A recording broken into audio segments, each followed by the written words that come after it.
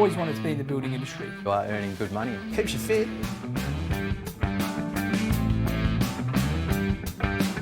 Great feeling of satisfaction. I own my own business. Once you're a qualified tradesman, you're pretty much set up. So many career paths. The variety of work is just phenomenal.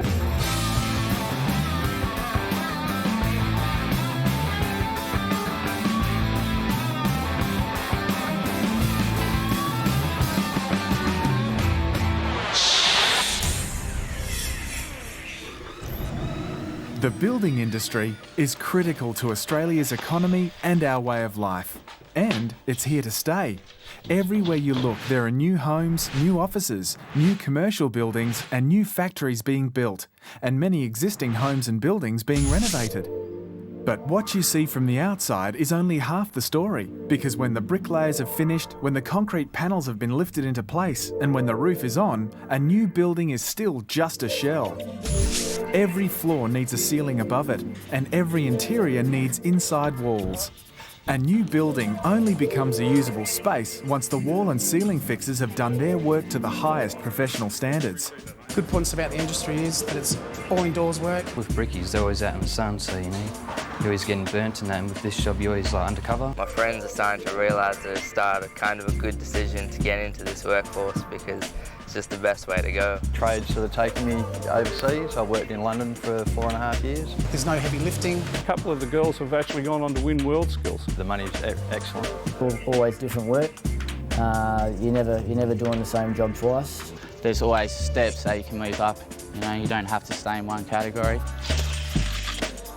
The wall and ceiling industry has been one of the best kept secrets in the building trade. But now, with demand for skilled tradespeople continuing to grow to new levels, it's time to let the secret out and let more apprentices into one of the best trades in the building industry.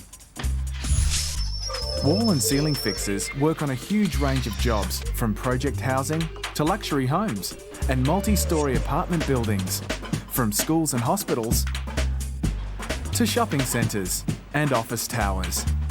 And there are always renovation projects going on as older houses and buildings are given comprehensive facelifts. Wall and ceiling fixers work with ceilings, decorative products, fire-rated systems, partitioning, acoustic material and a range of other wall and ceiling related products and services. They're also involved in alterations and home extensions and restoration of heritage buildings.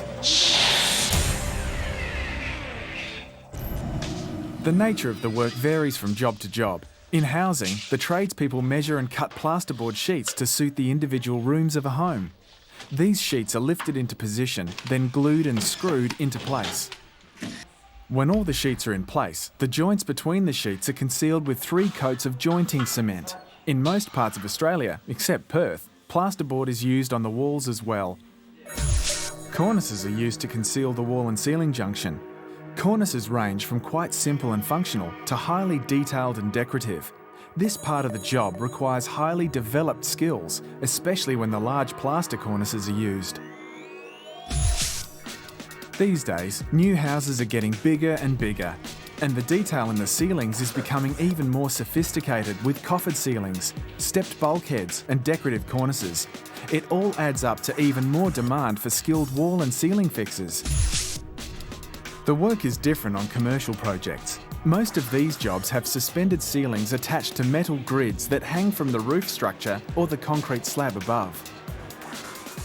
Plasterboard is screwed up to the underside of the grid and flush jointed. These types of ceilings are often very detailed, such as the ones you see in shopping centre malls. Suspended ceilings can also use T-bars, which remain exposed. Plasterboard or mineral fibre ceiling panels are dropped into the grid. The metal suspension is painted on the underside and remains exposed. You've probably seen this type of ceiling in supermarkets and offices. As you'd expect, ceilings aren't the only things wall and ceiling fixers work on. They also do walls. Not the outside supporting walls that hold the building up, but interior walls and partitions that create the rooms inside. Usually, these are metal stud wall systems. Plasterboard sheets are screwed to the metal framing, flush jointed and sanded. In office fit-out work, the wall and ceiling contractors are also responsible for installing door frames, doors and glazing.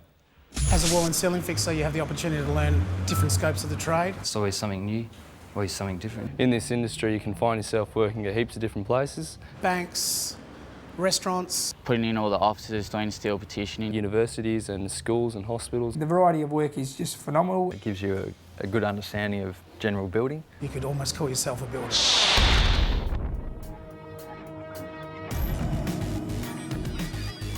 When you leave school, you can get a job, or you can build a career, one that will support you with interesting, challenging, satisfying and financially rewarding work for as long as you want to be involved.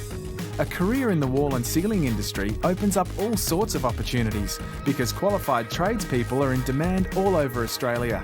Some work for major companies, some set themselves up as contractors and become their own boss, working when and where they choose and enjoying all the benefits of being the man or woman in charge. If you're motivated to learn new skills, prepared to put in some study at TAFE and on the job, and ready to work hard, you'll find that there's no ceiling to what you can achieve in this industry. Professional wall and ceiling fixers are earning big money, and you can too. The money in the industry is exceptional. At the moment, I'm trying to save up for a house. A lot of holidays. The security I've got within the construction industry, because obviously I look at the future of my child. Always had nice cars. They can actually earn just as much as a lawyer or doctor or consultant. I've got pretty much every gadget you can buy from the shops. It's a great feeling to have financial security. Taking girls out. When I was younger, It's great. I know I can get up in the morning, go to work, do my week's work. I've got a jet ski. My friends see me, you can tell they're really jealous, so it's a good feeling. Just being able to do what you want when you want and know you've worked for it, it's just a good feeling. So. Apprentices in the wall and ceiling fixing industry receive on-the-job training as well as an industry-recognised qualification from TAFE. It's a qualification you can take anywhere in Australia and be confident that the boss on site will recognise you as a qualified tradesperson ready to do the job to the highest standards. By starting with a pre-apprenticeship course, you can get a taste of the industry before you make the commitment to a full-time apprenticeship. You can do a Certificate 1 in pre-apprenticeship studies at TAFE. It's only one semester full-time, so it takes about 6 months to complete. Once you've got that under your belt, you move on to Certificate 3. This includes more study at TAFE and lots of work on the job site under the supervision of your employer. This course is usually completed over a period of 3 years, and it's competency-based, which means you have to be able to perform the skills you've been trained to do. At the end of this course, you'll have earned yourself a Certificate 3 Building and Construction Wall and Ceiling Lining, recognised throughout the building industry all over Australia. TAFE setup's tremendous. It's switched on, it's flexible. TAFE's really exciting. It's a new industry to be a part of. You learn new things, you meet new people, and it gives you the opportunity to make good money in the future. If they need to learn any special skills, the employer sends them in and we teach them those special skills that they may not be getting at that point in time out in the job. It taught me a lot about not only the trade, but about other life experiences. There's a lot of people who don't want to do the apprenticeship, but once they actually come here and do it, they really feel that they're a part of a whole industry. By not pulling out and sticking with it, you don't pigeonhole yourself into certain areas. It was well worth doing the apprenticeship. The experience I gained over that 4 years, and I was very confident when I became a tradesman. Everyone wants an apprentice right now. Once you've finished your apprenticeship, your career path is pretty much up to you. The next step is usually to become an employee or subcontract tradesperson. But pretty soon, you might decide it's time to start up your own business as a self-employed tradesperson. Further down the track, you could become a supervisor or site foreman. From there, it's not far to becoming a project manager or an estimator scheduler working for a major contractor.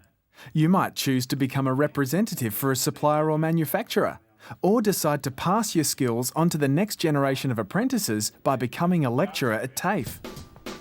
The fact that you learn a lot of skills, it also keeps it interesting and it gives you more employment opportunities. After I finished my apprenticeship, eventually owned my own business. I started off as a junior estimator for a ceiling company, And over the years that progressed into them becoming a contracts administrator, to a contracts manager, to a project manager. So there's so many career paths, even for me coming into teaching. What I want to do is build myself up in subcontracting and then go contracting for myself. The best things about owning your own business are you are your own boss. While you are doing an apprenticeship, you can go on and still do part-time and builder's registration, become a builder, supervisory courses, become a supervisor in your own trade or in the building trade. You can do it through a subcontract where you can work as many hours as you want, and basically you're on a price, so the more work you do, the more money you make. If you do end up getting a wall and ceiling apprenticeship, the job credentials can take you anywhere around Australia, even possibly opportunities around the world. Employers are screaming out for good people who've got a straight head and want to do something.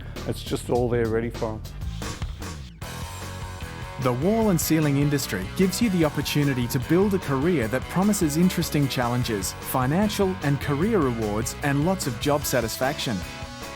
Qualified wall and ceiling fixers are in demand all over Australia, so if you want to grab your share of an increasingly profitable industry, now's the time to start. The wall and ceiling industry has interesting and rewarding careers for people just like you.